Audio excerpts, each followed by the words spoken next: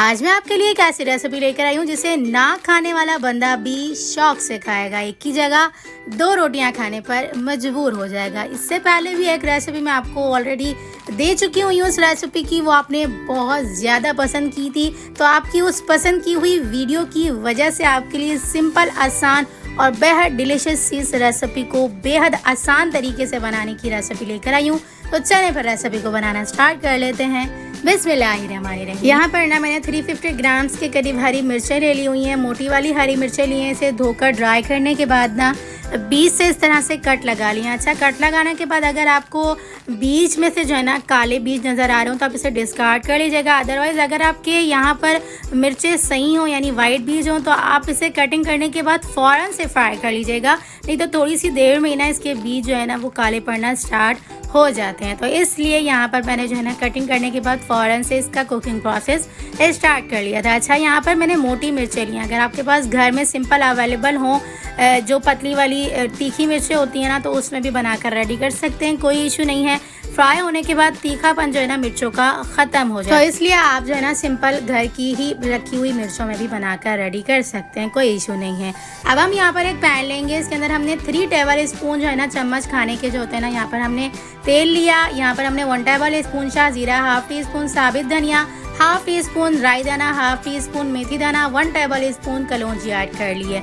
कलौंजी हमने ज़्यादा इसलिए ऐड की है क्योंकि कलौंजी में ना मौत के सिवा तमाम अमराज का जो है ना वो हल है, शिफा रखी है, तो इसलिए हमने कलौंजी ज़्यादा ऐड कर दी है। हल्का सा यहाँ पर लाइट सा मसालों को कर कराएंगे। उसके बाद ना जो हमने हरी मिर्चें कटिंग की थी ना वो इसके अंदर हम ऐड कर देंगे। लाइट सा मिर्चों को फ्राई कर लेंगे। 1 टेबल स्पून नमक, यहाँ पर हमने जो है ना हाफ टी स्पून कुटी हुई लाल मिर्चों का पाउडर ऐड कर देंगे।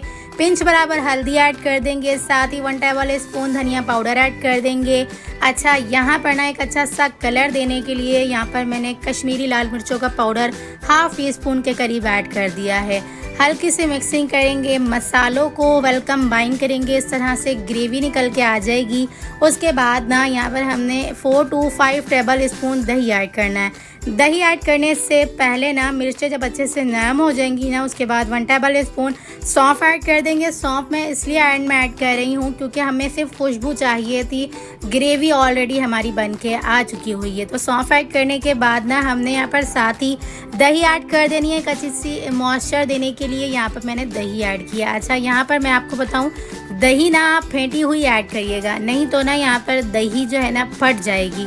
कुकिंग प्रोसेस में हमेशा दही को जो है ना फेंट कर ही ऐड किया करें। अच्छे से मिक्सिंग कर लेंगे। उसके बाद ना 4 से 5 मिनट तक इसे ढक्कन बंद करके कुक कर लेंगे। इसी तरह से हमारी मज़ेदार सी चटपटी करारी दही मिर्च बन के रेडी हो चुकी हुई है। तो हमेशा की तरह इस रेसिपी को भी एक लाइक ज़रूर से देखे जाइए। ग्रेवी आप देख सकते हैं कितनी अच्छी सी बन के आ चुकी हुई है। हल्की फुल्की सी ग्रेवी जो है ना रोटी के साथ अच्छी लगती है, तो एक मिर्च और ग्रेवी के साथ इसे एंजॉय कर सकते हैं पराठे, दाल चावल के साथ, तो इसे 4 चांद ही लग जाएंगे। तो मज़ेदार सी इस रेसिपी को ज़रूर से अपनी फ्रेंड्स और फैमिली मेम्बर्स के साथ शेयर करिएगा और मुझे अपना फीडबैक ज़रूर से दीजिएगा आपको ये रेसिपी कैसी लगी। तो चलें फिर मिलते हैं नेक्स्ट वीडियो में। जब तक अपना ख्याल रखिएगा, मुझे दुआओं में याद रखिएगा। मिलते हैं नेक्स्ट वीडियो में बहुत ही आसान, सिंपल और यूनिक सी रेसिपी के साथ। अल्लाह हाफ़िज़।